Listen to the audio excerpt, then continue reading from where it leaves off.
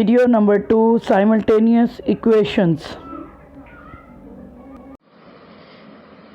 जी बच्चे, हमारा आज का टॉपिक है साइमल्टेनियस इक्वेशंस। ये आपकी बुक पर पेज 39 है, उस पर है। आपको definition of simultaneous equations highlight करवा दी गई है, ठीक है। लेकिन यहाँ पर साइमल्टेनियस इक्वेशन से पहले एक चीज़ बताऊंगी।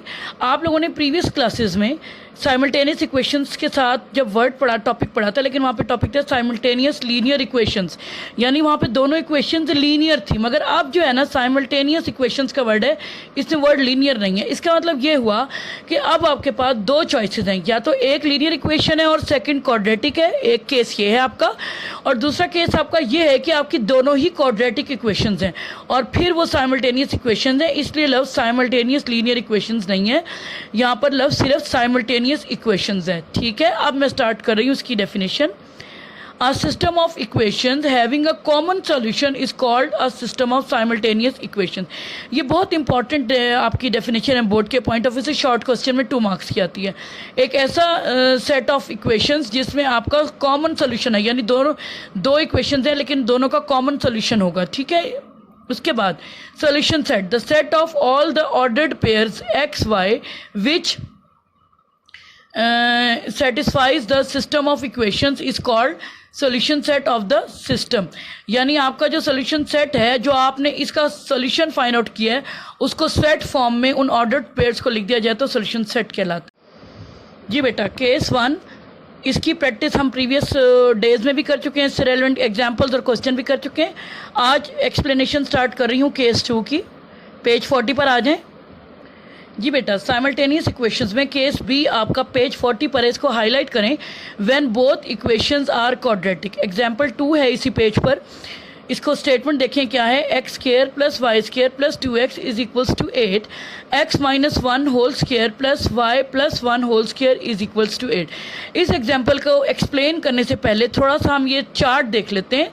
सबसे पहले आपके पास क्या होगा, coefficients of X square and Y square equal होंगे, यानी जब दोनों इक्वेशंस क्वाड्रेटिक होंगी तो उसके अंदर एक ये है कि आपके एक्स स्क्वायर वाई स्क्वायर के कोफिशिएंट्स इक्वल होंगे। अगर coefficients of X square Y square equal हैं तो हम एडिशन या सब्ट्रैक्शन के थ्रू उनको एलिमिनेट कर लेंगे, यानी आपका वेरिएबल ऑफ एक्स स्क्वायर और वेरिएबल वाई स्क्वायर दोनों एलिमिनेट हो जाएंगे, ठीक है। अच्छा, जब X square Y square eliminate हो जाएंगे तो फिर आपके पास क्या होगा, लीनियर इक्वेशन रह जाएगी, ठीक है। नाउ लीनियर इक्वेशन लेफ्ट, एक लीनियर इक्वेशन रह गई, उसमें वेरिएबल एक्स भी हो सकता है, वेरिएबल वाई दोनों भी हो सकते हैं। फिर आपके पास क्या हुआ कि जब आपके पास लीनियर इक्वेशन आ गई तो यहाँ से हम क्या कहेंगे, सेपरेट वन वेरिएबल एक्स और वाई। यहाँ से वेरिएबल एक्स और वाई को हम सेपरेट कर लेंगे, किसी एक को जो हमें कंफर्टेबल लगता हो, राइट। लेकिन हम प्रेफर किसका करेंगे, उस वेरिएबल को सेपरेट करना प्रेफर करेंगे जिसका कोफिशिएंट 1 होगा।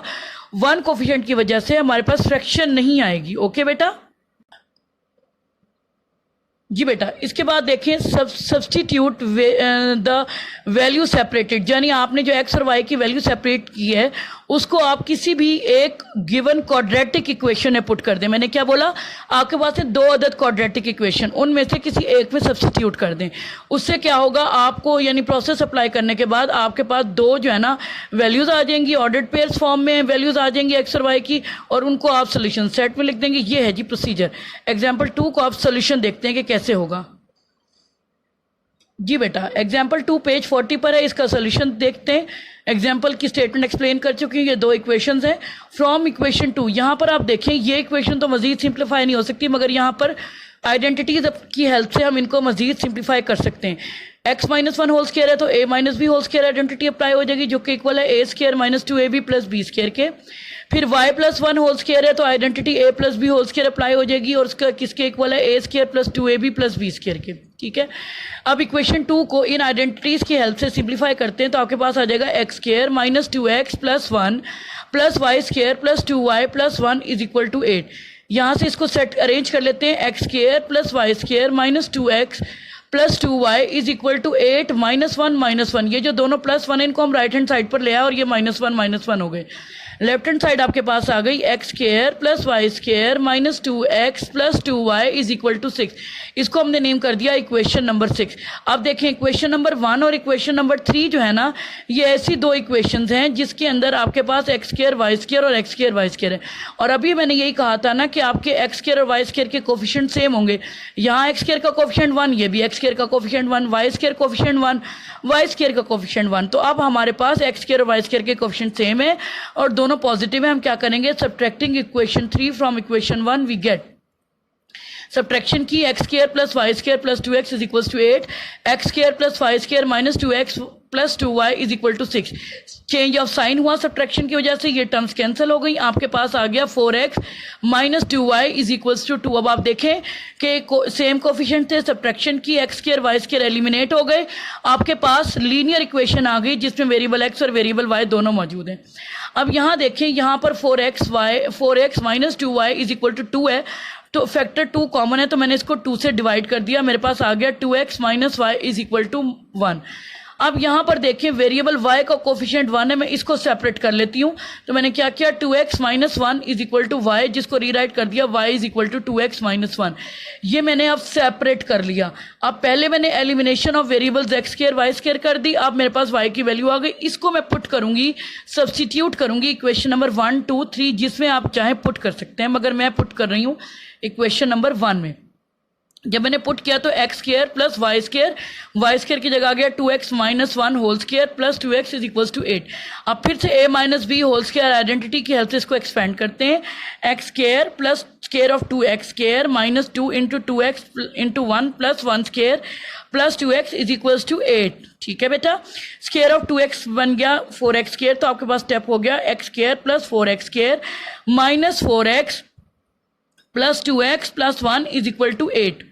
ओके बेटा जी, यहां से देखें 5x square minus 2x plus 1 minus 8 आ गया। 8 को राइट से लेफ्ट शिफ्ट किया, माइनस 8 हो गया। आपके पास आ गया 5x square minus 2x minus 7।